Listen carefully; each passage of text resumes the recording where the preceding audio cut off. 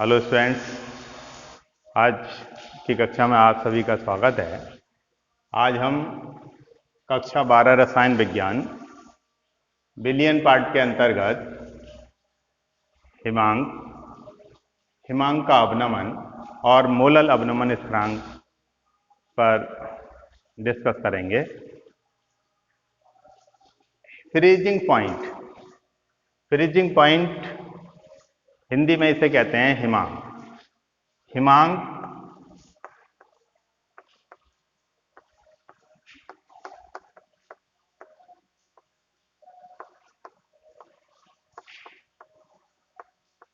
Freezing point, हिमांक का सरल शब्द अर्थ होता है जमना।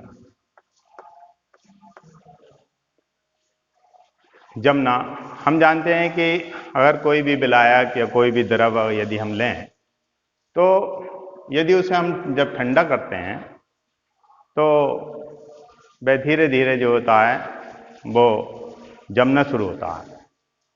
कोई भी द्रव कब जमता है और कोई भी द्रव कब उबलता है, जो उबलने की बात थी, मतलब जो क्वथनांक था, क्वथनांक का उन्नयन इससे पहले की वीडियो में हम आपको बता चुके हैं। अब हम जो इस टाइम डिस्कस करेंगे वो हिमांक की बात करेंगे। तो जब किसी भी द्रव को या किसी भी विलायक को हम अगर जमने के लिए रखते हैं तो कोई भी द्रव जब जमता है जब उसका बाष्प दाब यानी द्रव का जो बाष्प दाब है वो उसकी ठोस अवस्था के बाष्प दाब के बराबर हो जाता है। जैसे जल है तो जल की जो ठोस अवस्था होती है वो बर्फ होती है। तो जल कौन सी अवस्था में? द्रव अवस्था में। और बर्फ कौन सी अवस्था में? ठोस अवस्था में। जब भी जल का जो बाष्प दाब है और जो बर्फ का जो बाष्प दाब है, जब दोनों एक दूसरे के बराबर हो जाएंगे तो जल जो होता है वो ठोस में चेंज हो जाएगा। अर्थात इसे हम कह सकते हैं कि हिमांक किसी भी द्रव का या किसी भी विलायक का जो हिमांक होता है वह निश्चित ताप होता है जिस पर किसी द्रव का बाष्प दाब और उसकी ठोस अवस्था के बाष्प दाब के बराबर हो जाता है। बाष्प दाब के बारे में भी हम इससे पहली वीडियो में इससे हम चर्चा कर चुके हैं। बाष्प दाब का अवनमन और आपेक्षिक अवनमन, इसके ऊपर पहले वीडियो में बात हो चुकी है। अब depression in freezing point, depression in freezing point मतलब हिमांक का अवनमन। हिमांक का अवनमन, हिमांक का अवनमन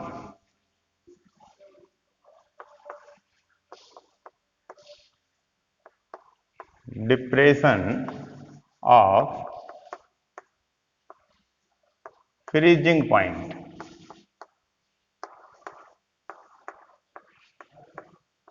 हिंदी में कहते हैं हिमांक का अवनमन। अवनमन का मतलब है कमी, यानी कि हिमांक में कमी। तो जैसे जब कोई भी द्रव या किसी भी द्रव है, कोई शुद्ध विलायक है, सपोज कीजिए शुद्ध विलायक है हमारे पास, शुद्ध विलायक, और इसका जो हिमांक है वो T0 है। इसमें यदि हम कोई आवासशील पदार्थ डालें, कोई भी आवासशील पदार्थ मीन जो नॉन वोलेटाइल सॉल्यूट है, non volatile solute, non volatile. तो non volatile solute mean Hindi में कहते हैं इसे आवासशील सॉल्यूट, आवासशील विलय, आवासशील विलय। अगर हम कोई भी आवासशील विलय अगर इसमें ऐड करें तो क्या बन जाएगा? विलयन। तो विलयन जब बन जाएगा तो इस विलायक का यानी शुद्ध विलायक का जो बाष्प दाब है वो कम हो जाएगा। अब सपोज कीजिए हम एक शुद्ध विलायक हमने ये ले लिया, ये शुद्ध विलायक है, ये प्योर सॉल्वेंट, इसका जो हिमांक है वो टी नॉट। यदि इसमें कोई नॉन वोलेटाइल सॉल्यूट यानी कोई भी आवासशील पदार्थ या आवासशील विलय पदार्थ यदि हम इसमें ऐड करें तो इसके इससे मिलाने से क्या बन जाएगा, विलयन। तो जब विलयन बन जाएगा तो जो विलायक है इसका जो बाजदाब है वो कम हो जाएगा। अर्थात विलयन यदि हम 2 ले लें, 2 विलयन का मतलब 2 विलयन अगर हम बना लें, 1 विलयन फर्स्ट, 1 विलयन 1 और 1 विलयन दूसरा का मतलब जैसे प्योर सॉल्वेंट है, प्योर सॉल्वेंट में अगर हमारे पास प्योर सॉल्वेंट है तो प्योर सॉल्वेंट में अगर नॉन वोलेटाइल सॉल्यूट मान लीजिए 20 ग्राम हम ऐड कर ले रहे हैं और सॉल्वेंट को यदि हम 1 लीटर मान लें तो जो सॉल्यूशन बनेगा वो 20 ग्राम प्रति लीटर का होगा, 20 ग्राम प्रति लीटर का। यदि और कोई दूसरा विलयन डाल दें यानी और कोई थोड़ा मात्रा में विलय मिला दें इसमें, सपोज कीजिए इसमें 30 ग्राम और मिला लिया हमने, अब कितना हो गया टोटल 50 ग्राम, यानी इसकी जो सांद्रता होगी वो 50 ग्राम प्रति लीटर होगी। इसका मतलब है इसकी सांद्रता यानी विलयन 1 की सांद्रता 20 ग्राम प्रति लीटर है और विलयन 2 की सांद्रता जो है वो 50 ग्राम प्रति लीटर है। इसका मतलब है कि विलयन जो 1 है उसका जो हिमांक होगा वो अलग होगा और विलयन 2 का जो हिमांक है वो अलग होगा। सपोज कीजिए विलयन ए का हिमांक, विलयन जो फर्स्ट है इसका जो हिमांक है वो TS1 है और विलयन 2 का जो हिमांक है वो TS2 है। और हिमांक का जो अवनमन जिसे हम डेल्टा TF से डिनोटेट कर रहे हैं वो होता है T0 माइनस TS1 या डेल्टा TF इक्वल टू होता है T0 minus TS2। Delta TF जिसे हम हिमांक का अवनमन कहते हैं, अंग्रेजी में डिप्रेशन इन फ्रीजिंग पॉइंट कहते हैं। डिप्रेशन इन फ्रीजिंग पॉइंट मतलब शुद्ध विलायक का हिमांक तथा विलयन 1 का हिमांक। डेल्टा TF बराबर T0 माइनस, यदि हम विलयन 2 के लिए लें तो TS2 को मतलब जो विलयन सेकंड है उसका हिमांक। इसका मतलब है कि हिमांक का जो अवनमन होता है वो उसकी क्या परिभाषा होती है कि जब किसी शुद्ध विलायक में कोई भी आवासशील पदार्थ हम विलय करते हैं तो विलयन का मिलाने के बाद आवासशील विलायक का जो बाजदाब है वो कम हो जाता है और शुद्ध विलायक के हिमांक और विलयन के जो हिमांक है उन दोनों के जो अंतर होता है वो हिमांक का अवनमन कहलाता है। हिमांक का अवनमन बराबर, इसे डेल्टा TF से डिनोटेट करते हैं, बराबर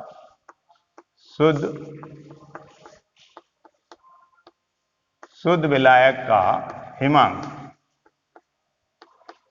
शुद्ध विलायक का हिमांक कौन, T0 माइनस विलयन 1 का हिमांक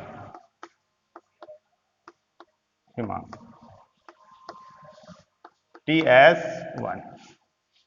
शॉर्ट में हम लिख सकते हैं T0 माइनस TS, अर्थात हिमांक का जो अवनमन होता है वो शुद्ध विलायक का हिमांक और विलयन के हिमांक के अंतर को कहते हैं। इसी प्रकार से इसे हम डेल्टा TF1 भी कह सकते हैं, इसे हम डेल्टा TF2 कह सकते हैं, बराबर T0 माइनस TS2।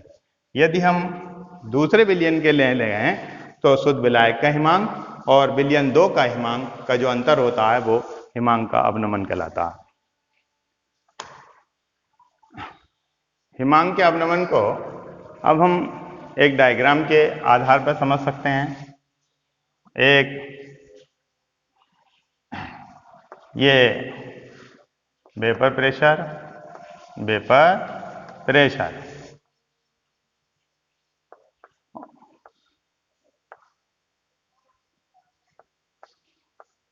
और टेम्परेचर। सपोज कीजिए कोई भी शुद्ध विलायक है और शुद्ध विलायक का जो बाजदाब है वो P0 है और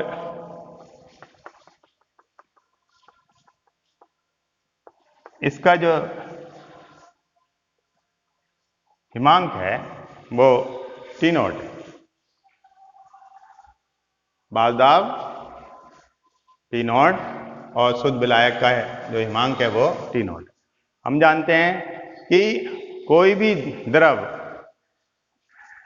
ठोस अवस्था में जब परिवर्तित होता है, जब द्रव का जो बाजदाब है वो उसकी ठोस अवस्था के बाजदाब के बराबर हो जाता है, अर्थात ये सॉल्वेंट। अब हमने इसमें कोई भी आवाज़शील विलय मिलाया, आवाज़शील विलय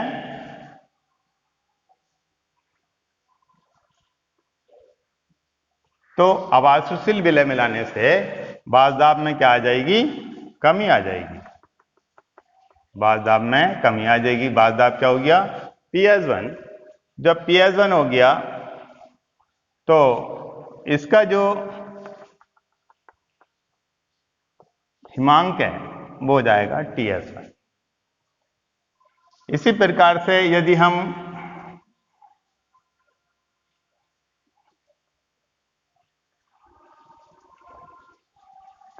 और इसे हमने ले लिया सॉल्यूशन फर्स्ट, सॉल्यूशन 1, और इसे हमने ले लिया सॉल्यूशन 2। सॉल्यूशन 1 का मतलब इस विलयन की जो सांद्रता है वो कम है और ये जो विलयन 2 है इसकी सांद्रता जो है वो विलयन 1 की सांद्रता से कुछ ज्यादा है। अर्थात कहने का मतलब यह है कि जैसे जैसे हम किसी भी शुद्ध विलायक में आवाज़शील पदार्थ की मात्रा बढ़ाते चले आएंगे तो बाजदाब में क्या आती रहेगी? कमी आती रहेगी। तो इसका बाजदाब क्या हो जाता है? वो शुद्ध विलायक के बाजदाब से घट करके PS हो जाता है। सपोज कीजिए इन बिंदुओं को हम A, B, C, D और E से प्रदर्शित करें।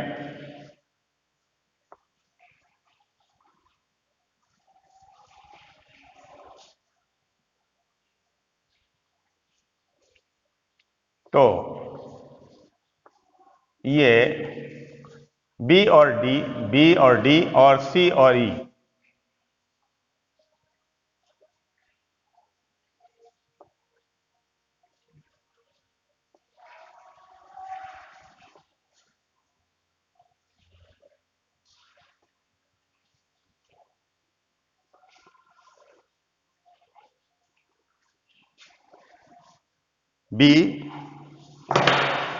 B और D और C और E दोनों समांतर रेखाएं होंगी और दोनों जब समांतर रेखाएं होंगी BD और CD होंगी तो इसमें ABC और ACE दो समरूप त्रिभुज होंगे,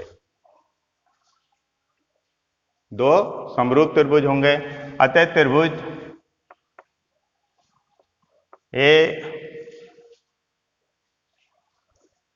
ABC, ABD तथा त्रिभुज ACE में BD अपॉन CE बराबर होगा AD upon AE। BD upon BC बराबर AD upon AC। BD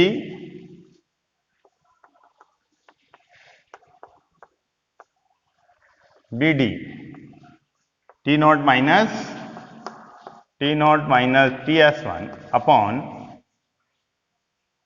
CE T0 minus TS2 बराबर AD मतलब P0 माइनस PS1 और P0 माइनस PS2। एक बार दोबारा देखें, ये हमारे पास एक शुद्ध विलायक है जिसका बाज़दाब P0 है और इसका फ्रीजिंग पॉइंट T0 है। अब हमने इसमें कोई भी आवासशील पदार्थ हमने विलय कर इसमें मिला लिया, जिससे विलयन हमने एक बन गया। तो जो विलयन एक है उसका जो बाज़दाब होगा वो शुद्ध विलायक के बाज़दाब से कम होगा, और विशुद्ध विलायक का बाज़दाब क्या है? PS1।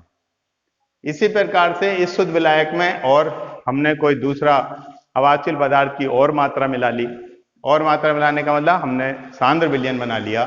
तो इस विलयन 2 का जो बाज़दाब होगा वो शुद्ध विलायक के बाज़दाब से भी कम होगा और विलयन 1 के बाज़दाब से भी कम होगा, क्योंकि ये जो विलयन है इसकी जो सांद्रता है वो ज्यादा है और इसकी जो सांद्रता है वो कम है।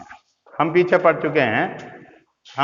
चुके हैं कि अगर किसी भी विलायक में कोई आवासशील पदार्थ जितना ऐड करते हैं तो उसके बाज़दाब में जो होती है वो कमी होती चली आती है।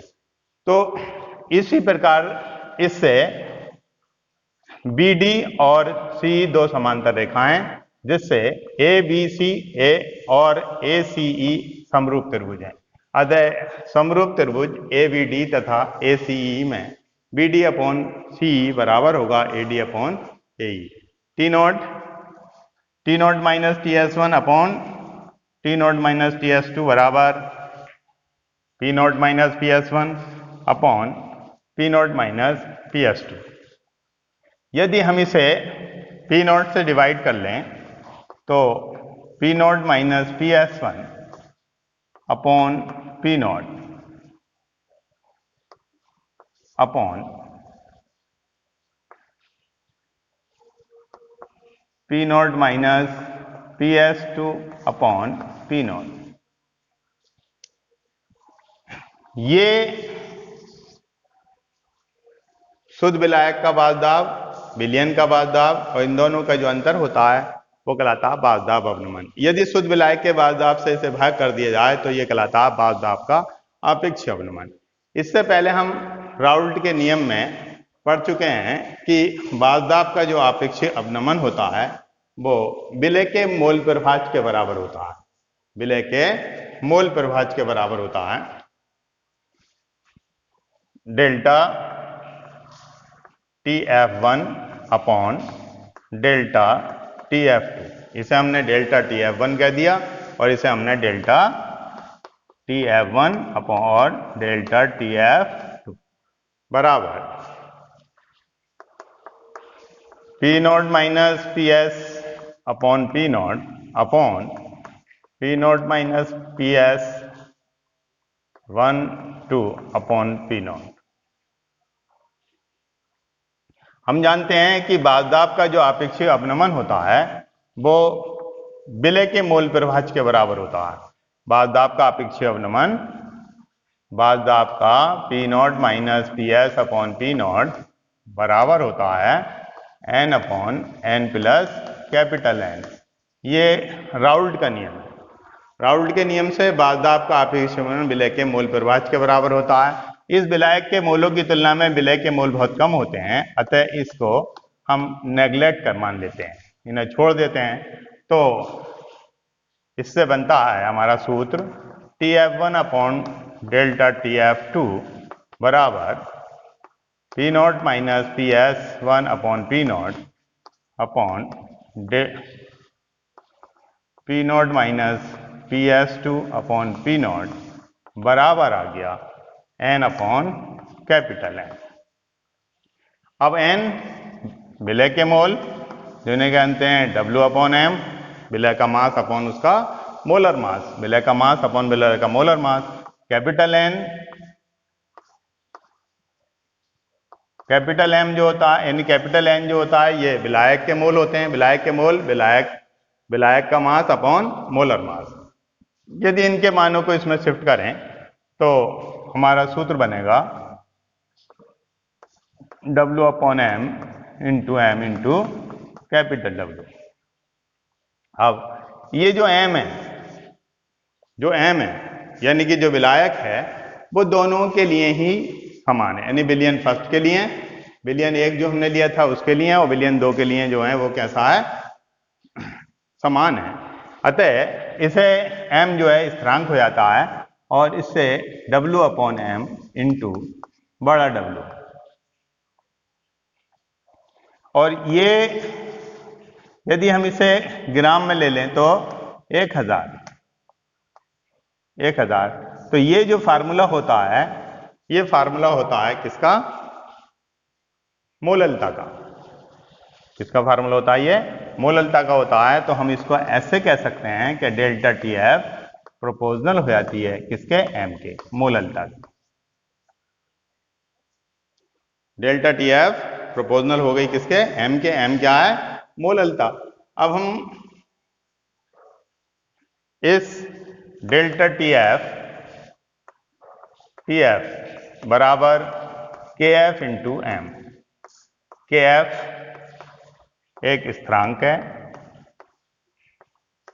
क्या है, एक स्थिरांक है, और जिसे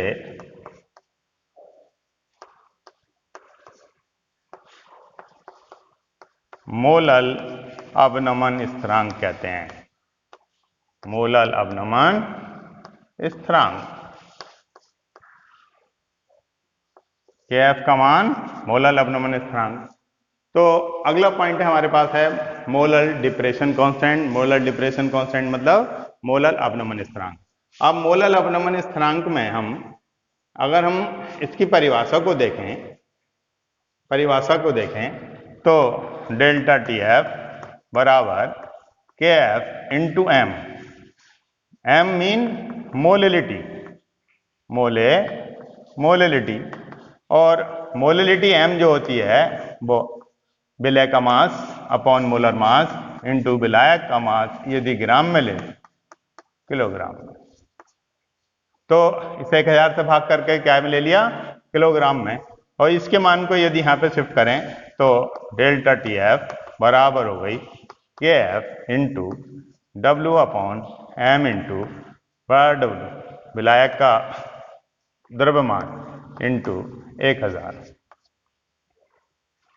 यानी इससे एक सूत्र हमारा जो है बन जाता है डेल्टा टी एफ, जिसे हम कहते हैं हिमांक का अपनमन।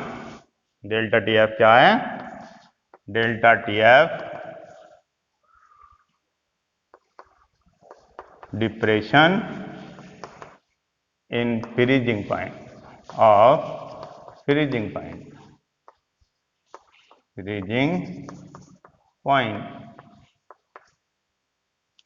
के F molal depression constant, small W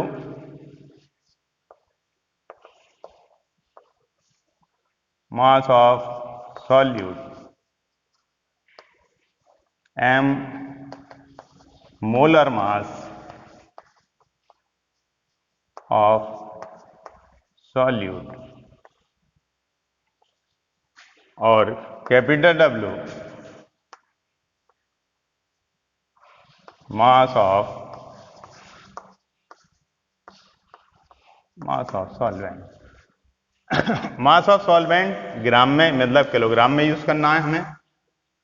तो यदि हम केएफ की यूनिट की बात करें, केएफ की अगर हम यूनिट की बात करें तो केएफ बराबर हो जाता है delta T F upon M. अब delta T F degree Celsius और केल्विन दोनों में हो सकता है, केल्विन, और इसका मात्रक होता है मोल प्रति किलोग्राम। इस प्रकार से हम केएफ की यूनिट को केल्विन, किलोग्राम और प्रति मोल, ये इसकी यूनिट है। या हम कह सकते हैं केल्विन, केजी और मोल इनवर्स, या हम ये कह सकते हैं। तो हमने हिमांक का अपनमन, हिमांक का अपनमन और मोलल अवनमन स्थिरांक बात करी। अब हम इसकी लास्ट डेफिनेशन की बात कर रहे हैं। सपोज कीजिए हमारे पास 1 किलोग्राम सॉल्वेंट, 1 किलोग्राम, 1 किलोग्राम क्या है? यदि हमारे पास 1 किलोग्राम अगर प्योर सॉल्वेंट है और यदि हमने किसी भी non volatile solute, non volatile solute का 1 मोल, कितने मोल? 1 मोल, यानी W/M, W/M की वैल्यू क्या है? W/M इजिकल टू क्या है? 1 मोल। विलायक कितना है? 1 kg, यानी कि 1000 ग्राम ये है। तो यदि हम इसमें मान रख के देखें तो डेल्टा TF बराबर KF इंटू 1/1000 इंटू 1000, ये आपस में कट जाएंगे। तो डेल्टा TF बराबर हो जाएगा किसके? KF के। अर्थात कि यदि किसी भी शुद्ध विलायक के 1 किलोग्राम में किसी आवासशील विद्युत अपघटय का 1 मोल, दोबारा सुने, किसी शुद्ध विलायक के 1 किलोग्राम में किसी आवासशील विद्युत अनपघटय का, नॉन वोलेटाइल और नॉन इलेक्ट्रोलाइट भी होना चाहिए, नॉन इलेक्ट्रोलाइट,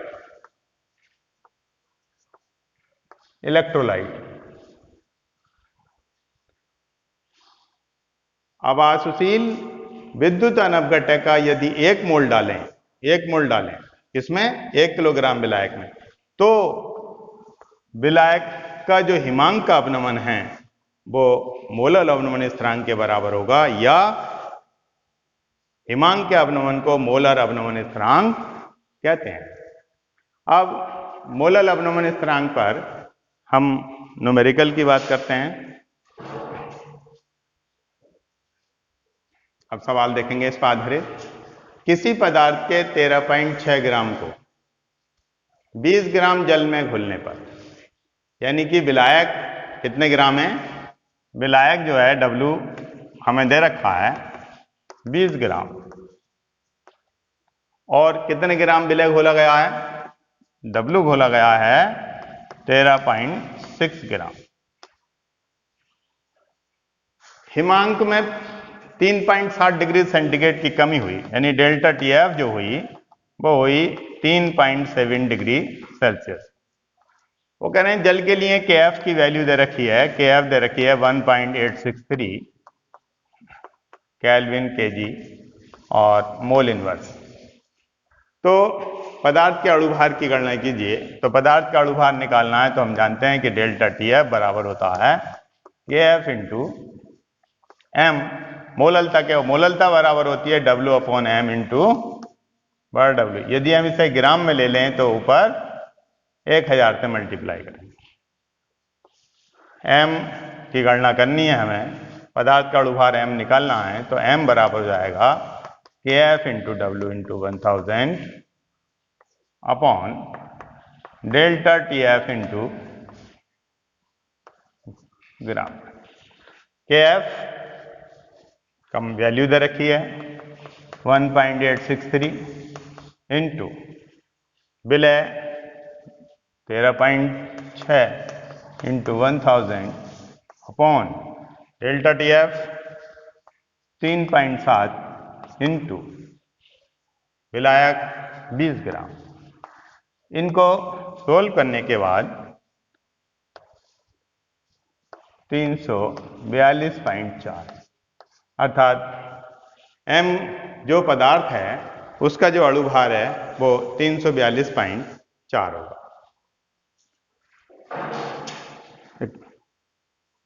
तो इस प्रकार से हमने पदार्थ के अणुभार की गणना करी, और इसी प्रकार से सूत्र पर आधारित और सवाल हमने आपको एक्सरसाइज के लिए दे दिए हैं, उसे आप हल करेंगे। और इस टॉपिक के साथ ही ये टॉपिक जो होता है समाप्त होता है। अब हम इसमें एक शॉर्ट में हम आपको बताने जाते हैं कॉलिगेटिव प्रॉपर्टीज। कॉलिगेटिव प्रॉपर्टीज क्या होती हैं? हमने इस चैप्टर में ये कई महत्वपूर्ण बिंदु पढ़े हैं जो हमारे दैनिक जीवन से भी जुड़े होते हैं। कोलिगेटिव प्रॉपर्टी, जिसे हम हिंदी में कहते हैं अणु संख्य गुण। अणु संख्य गुण। अणु संख्य गुण का मतलब क्या होता है? जैसे कोई भी विलयन, अब विलयन कब बनेगा? विलायक ले लें और विलायक में क्या मिला दें? विलय मिला दें, तो इन दोनों के ऐड करने से क्या बन गया? विलयन बन गया। तो इस विलयन के जो गुण होते हैं, यानी विलयन के जो गुण होते हैं वो विलय के कणों, अणुओं या आयनों की संख्या पर निर्भर करते हैं, कि संख्या पर निर्भर करते हैं। अर्थात हम कह सकते हैं कि अणु संख्या गुण जो कोलिगेटिव प्रॉपर्टीज होती है विलयन की, वो विलयन के जो ऐसे गुण होते हैं जो विलयन में उपस्थित विलय के कणों, अणुओं या आयनों की संख्या पर निर्भर करते हैं, अणु संख्या गुण कहलाते हैं। हमने इस चैप्टर में अणु संख्या गुण के कारण हमने पढ़ा परासरण दाब, परासरण दाब, ऑस्मोटिक प्रेशर। फिर हमने पढ़ा वाष्प दाब अवनमन, वाष्प दाब अवनमन, वाष्प दाब आपेक्षिक अवनमन, आपेक्षिक वाष्प दाब अवनमन, वाष्प दाब का आपेक्षिक अवनमन। और तीसरा पॉइंट पढ़ा क्वथनांक का उन्नयन, क्वथनांक का उन्नयन, जिसे अंग्रेजी में कहते हैं एलिवेशन इन बॉइलिंग पॉइंट। और चौथा पढ़ा हिमांक का अवनमन, हिमांक का अवनमन। तो हमने देखा कि परासरण दाब जो प्रदर्शित हो रहा है वो भी विलय की वजह से होता है।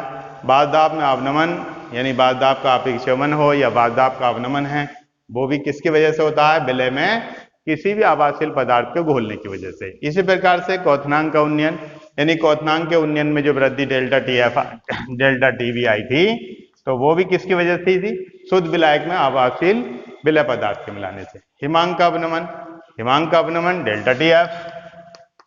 तो डेल्टा TF अभी हमने आपको डिस्कस करी है। तो डेल्टा TF जो होता है वो किसके बराबर होता है? वो भी किसकी वजह से हो रहा है? शुद्ध विलायक में आवासीय पदार्थ के कणों या अणुओं की संख्या पर। इसके साथ ही छात्र ये जो है हमारा चैप्टर पूरा फिनिश होता है, और एक नई वीडियो के साथ फिर आगे आपसे पूरे मुलाकात करेंगे।